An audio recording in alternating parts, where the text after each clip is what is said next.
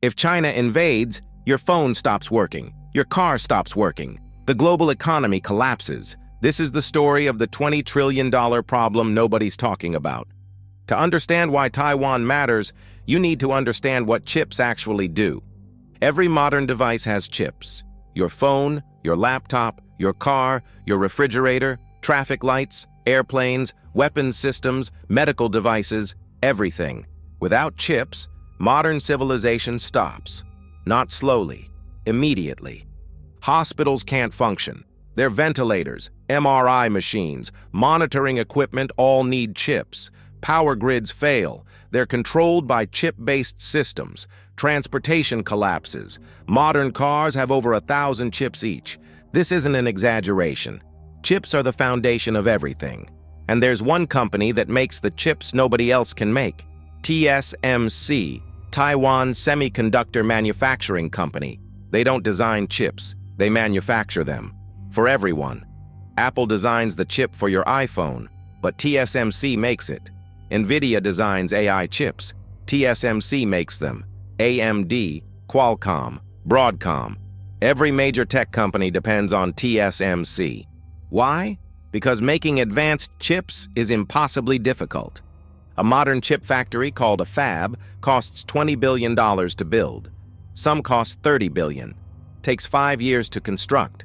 Requires thousands of engineers with PhDs. Uses machines that cost $200 million each. And these aren't ordinary machines. Only one company makes the machines TSMC needs. ASML, a Dutch company. They make extreme ultraviolet lithography machines, EUV machines. Each EUV machine is a miracle of engineering, weighs 200 tons, contains 100,000 parts, requires 40 shipping containers to transport. Inside, the machine generates plasma hotter than the surface of the sun, uses that plasma to create extreme ultraviolet light, projects circuit patterns onto silicon wafers with atomic precision. The precision required is incomprehensible. If the machine is off by 1 nanometer, the chip fails. 1 nanometer, 1/1000th of a meter. ASML spent 20 years developing this technology, invested $30 billion. No other company has replicated it, and TSMC owns most of these machines. This is why TSMC dominates. TSMC makes chips at 3 nanometers, 3/1000ths of a meter, smaller than a virus. If a chip factory was the size of Earth, a 3-nanometer error would be the width of a human hair. No other company can do this consistently. Intel tried, spent billions, failed. They're years behind. Samsung is trying. They're making 3-nanometer chips but with lower yields, more defects, higher costs. TSMC perfected it. They make millions of chips with near-perfect precision. The result? TSMC has 90% market share for advanced chips. Chips under 7 nanometers. The chips that power AI, that run data centers, that enable modern smartphones, that control autonomous vehicles. Without TSMC, the entire tech industry stops. And TSMC is in Taiwan, an island 100 miles from China, 23 million people, smaller than the state of Maryland. This creates the problem. China claims Taiwan is part of China, has claimed this since 1949. When the Communist Party won China's civil war, the defeated nationalists fled to Taiwan, established their own government. For 75 years, both sides claimed to be the real China. Beijing says Taiwan is a breakaway province, must reunify, by force if necessary. Taiwan says they're independent, democratic, separate. America promises to defend Taiwan, has done so since 1949, sells weapons, provides security guarantees, stations naval forces nearby. The result? The world's most important technology is located in the world's most dangerous geopolitical flashpoint. If China invades Taiwan, everything breaks. So why hasn't China invaded yet? They have the military capability. They want reunification. So why wait? 3 reasons.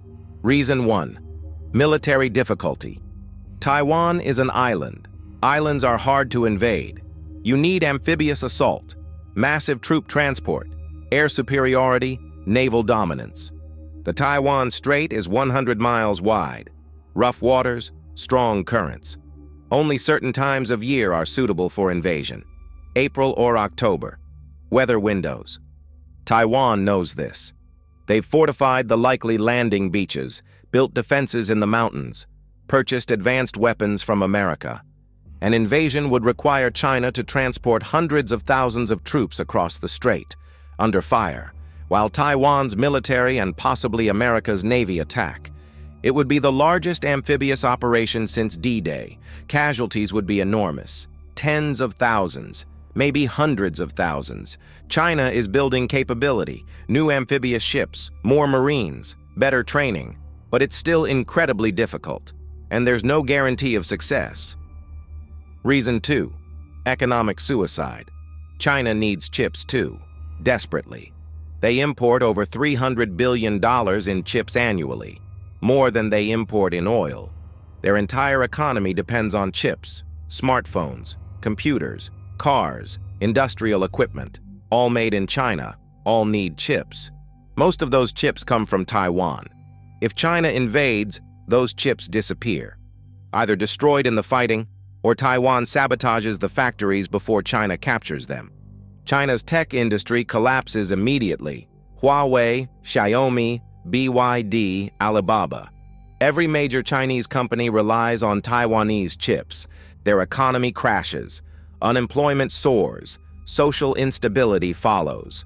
For China's leadership, this is existential. The Communist Party's legitimacy depends on economic growth. If the economy collapses, their grip on power weakens. Invading Taiwan risks everything. Reason 3. American response. If China invades, America responds.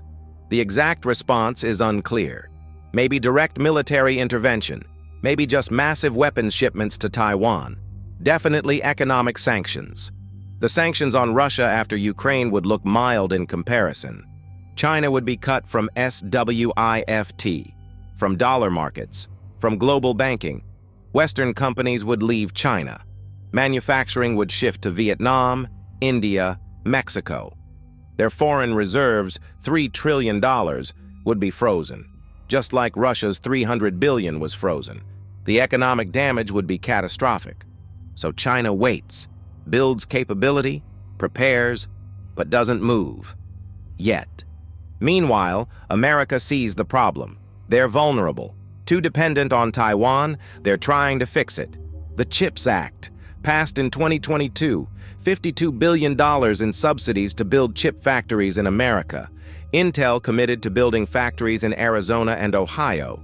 TSMC agreed to build a factory in Arizona. Samsung is building in Texas. It sounded great. Reshoring. American manufacturing renaissance. But there's a problem. It's not working. The Arizona TSMC factory was supposed to open in 2024, now delayed to 2025, maybe 2026, maybe later. Why? Several reasons. First, workforce. America doesn't have enough skilled workers. TSMC had to send thousands of Taiwanese engineers to Arizona to train Americans. Second, culture clash. Taiwanese work culture is intense. 12-hour days, 6 or 7 days a week. American workers pushed back, demanded better hours, better conditions. Third, cost. Building in America costs 3 to 4 times more than Taiwan. Labor costs are higher. Regulations are stricter. The economics barely work even with $52 billion in subsidies. Even if these factories finish on schedule, they'll make older chips. 7 nanometer, maybe 5 nanometer. Not the cutting-edge 3 nanometer chips TSMC makes in Taiwan. America will still depend on Taiwan for the best chips. The reshoring effort is too little, too late. China sees this too. And they're trying their own solution. China is spending $150 billion on chip independence, building factories, training engineers, acquiring technology. They're making progress. SMIC, China's national champion, is now making 7 nanometer chips. Not as good as TSMC's 3 nanometer, but better than nothing, and improving. But they have a fundamental problem: ASML machines. ASML is Dutch. America pressured Netherlands to ban ASML sales to China. Netherlands agreed. China can't buy the machines they need, so they're trying to build their own. Reverse engineer ASML technology. It's not working. The technology is too complex. This creates a countdown. China has maybe 5 to 7 years before the technology gap becomes permanent. After that, TSMC will be at 2 nanometer, 1 nanometer. China will be stuck at 7 nanometer or worse. The gap becomes insurmountable. So China has a choice: invade Taiwan soon, before the window closes, or accept permanent technological inferiority. For China's leadership, this is unacceptable. The pressure to act is building. Meanwhile, Taiwan is preparing. They know their position. They've planned for this. Taiwan has what they call a silicon shield. The chip factories protect them. China won't destroy what they want to capture. But Taiwan also has a backup plan. If China invades, Taiwan destroys the factories. Not with bombs, with precision sabotage. TSMC factories require ultra-pure environments, introduce contaminants, disable the purification systems. The factories become useless. Taiwan can do this in hours. Before China captures anything valuable, this is Taiwan's insurance. If we can't have the factories, nobody can. But this creates a global nightmare scenario. 90% of advanced chip production gone overnight. What happens next? First week, tech companies scramble. Apple announces iPhone production halted. Nvidia suspends AI chip shipments. Stock markets crash. Tech stocks lose 40% in days. First month, supply chains freeze. Auto manufacturers stop production. Modern cars need chips. No chips, no cars. Existing car values skyrocket. First quarter, consumer electronics vanish. No new phones, laptops, gaming consoles.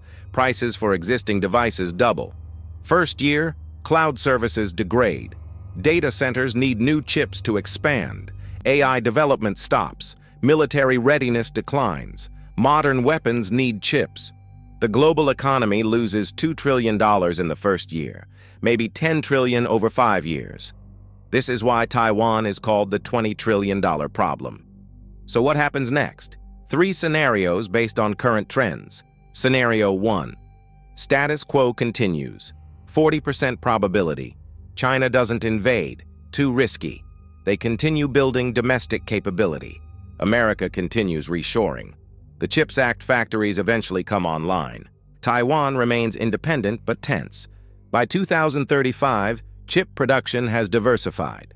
Taiwan still makes 60% of advanced chips. America makes 20%. Korea and Japan make 20%. Not ideal, still risky, but better than now. Scenario 2. Peaceful resolution. 20% probability. China and Taiwan negotiate. Some form of confederation. Taiwan keeps autonomy. China gets symbolic reunification. Chip technology gradually transfers to mainland. Both sides compromise. This requires enlightened leadership, willingness to compromise, low probability, but possible. Scenario 3. Invasion and war. 40% probability. China invades Taiwan sometime between 2026 and 2030. Maybe triggered by internal Chinese problems. Economic crisis. Xi Jinping needs a nationalist distraction. Maybe triggered by perceived American weakness. China sees an opportunity. The invasion happens. Taiwan fights. America responds. Global economy crashes. Stock markets lose 30%. Supply chains collapse. The war lasts months. Casualties are enormous. The chip factories are destroyed, either by fighting or by Taiwan's sabotage. Global recession lasts years. The world divides into Chinese and American spheres. This is the nightmare scenario, and it's 40% likely. So where does this leave us? If you use technology, this affects you. Your phone depends on Taiwanese chips, your car, your laptop, everything. If you invest in tech stocks, this is your single biggest risk. Geopolitical catastrophe concentrated in one island. If you work in tech, your entire industry is built on a fragile supply chain concentrated in a war zone. This isn't just Taiwan's problem. It's everyone's problem. The chip war is the defining technological conflict of the 21st century. Not about democracy versus autocracy, about control. Control of the technology that powers everything. Whoever controls chips controls the future. Right now, Taiwan controls chips. China wants control. America wants to maintain access. These three interests are incompatible. The collision is inevitable. The question isn't if. The question is when. Those answers are being decided right now. In Taipei, in Beijing, in Washington. While you watch this video, China is building amphibious assault ships, training Marines, stockpiling missiles. America is building chip factories in Arizona, training engineers, selling weapons to Taiwan. Taiwan is fortifying beaches, preparing sabotage plans, hoping deterrence holds. The $20 trillion problem is getting closer to a $20 trillion crisis. And when it happens, everything changes. This is the chip war, and we're all caught in the middle.